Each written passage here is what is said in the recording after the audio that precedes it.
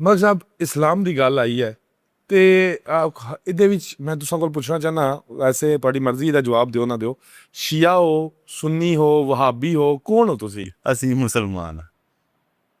ਫਰਕ ਨਹੀਂ ਹੈ। ਨਹੀਂ, ਅਸੀਂ ਦੱਸਾਂ ਕੀ ਹੈ ਚੱਕਰ, ਮੇਰੇ ਵੀ ਤੁਹਾਡੇ ਪਿੰਡ ਵਿੱਚ ਸਾਡੇ ਪਿੰਡ 'ਚ ਜ਼ਿਆਦਾ ਅਹਿਲ ਹਦੀਸ ਆ, ਅਹਿਲੇ ਹਦੀਸ ਆ ਹਾਂ, ਤੇ ਅਹਿਲੇ ਸੁन्नत ਆ। ਅਹਿਲੇ ਸੁन्नत ਯਾਨੀ ਇਹ ਦੋ ਹੀ ਨੇ, ਯਾਨੀ ਸ਼ੀਆ ਤਾਂ ਤੁਸੀਂ ਨਹੀਂ ਹੋ ਬਿਲਕੁਲ। ਨਹੀਂ, ਮੇਰੇ ਆਪ ਅਕਸਰ ਨਾ ਕਮੈਂਟਸ ਹੁੰਦੇ ਨਾ, ਮਤਲਬ ਕਿ ਭਾਈ ਤੁਸੀਂ ਯਾਰ, ਮੇਰੀ ਨਾ ਇੱਕ ਚੀਜ਼ ਆ ਆਦਿਲ ਭਾਈ, ਕਿ ਆਪਾਂ ਨਾ ਆਪਣੇ ਮਾਈਂਡ ਨਾਲ ਫੈਸਲਾ ਕਰੀਦਾ। ਜੋ ਤੁਹਾਨੂੰ ਤੁਸੀਂ ਉਹਦੀ ਤਸਦੀਕ ਕੀਤੀ ਹੈ ਨਾ, ਤੁਹਾਡੇ ਕੋਲ ਇਸ ਟਾਈਮ ਸਾਰਾ ਕੁਛ ਨੌਲੇਜ ਆ, ਤੁਸੀਂ ਕਿਸੇ ਮੌਲਵੀ ਕੋਲ ਨਹੀਂ ਜਾਣਾ ਪੈਂਦਾ, ਤੁਹਾਨੂੰ ਕਿਸੇ ਕੋਲ ਪੁੱਛਣਾ ਨਹੀਂ ਪੈਂਦਾ। ਤੁਸੀਂ ਕੋਈ ਹਦੀਸ ਨੰਬਰ ਆ ਉਹਨੂੰ ਸਰਚ ਕਰੋ, ਸਰਚ ਕਰਕੇ ਉਹਨੂੰ ਪੜ੍ਹੋ, ਸਹੀ ਆ ਉਹਨੂੰ ਫਾਲੋ ਕਰੋ, ਨਹੀਂ ਸਹੀ ਤੇ ਆਪਣਾ ਇੱਦਾਂ ਦਾ ਮਾਈਂਡ ਆ, ਸਹੀ ਆ।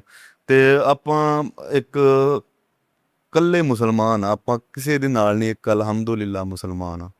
ਅੱਲਾਹ ਤਾਲਾ ਤੁਹਾਡੇ ਜਿਹਾ ਈਮਾਨ ਸਾਰਿਆਂ ਨੂੰ ਦਿਆ, ਜਿਹੜੇ ਇੱਕ ਅਜਿਹਾ ਕਿ ਨਾ ਮੈਂ ਸੁੰਨੀ ਨਾ ਮੈਂ ਸ਼ੀਆ, ਮੈਂ ਮੁਸਲਮਾਨ। ਅਲਹਮਦੁਲਿਲਾ।